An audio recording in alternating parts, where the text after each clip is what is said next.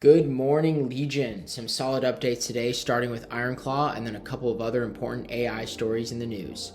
Starting here at home in the Near ecosystem, IronClaw version 0.24 is live. This release adds support for custom LLM providers, including Anthropic and OpenRouter, configurable directly through the web user interface. You can choose whichever provider fits your setup based on cost, speed, or task.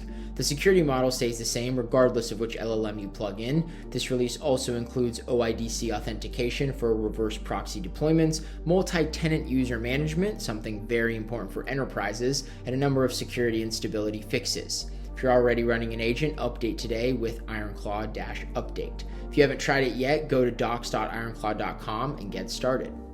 Now for our AI stories. OpenAI published a 12-page policy paper called Industrial Policy for the Intelligence Age.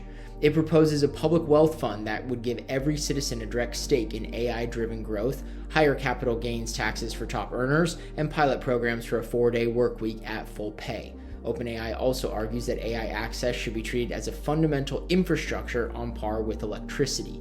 They write, "The choices we make in the near term will shape how its benefits and risks are distributed for decades to come."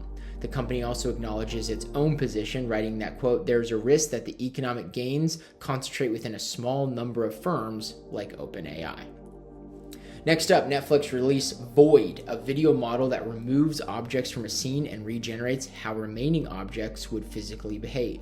If you have footage of two cars colliding, Void can erase one car and produce a scene where the remaining car just drives down the road. No debris, no smoke. The model is open on Hugging Face. In user studies, Void was preferred 64.8% of the time, with Runway second at 18.4%. So a huge win from Netflix there, entering the AI arena. And a quick community update, Near Legion held its first meetup in Moscow. As a reminder, if you want to host a meetup in your city, reach out to us. There's a form on the Legion X page that's always available, and we review on the weekly.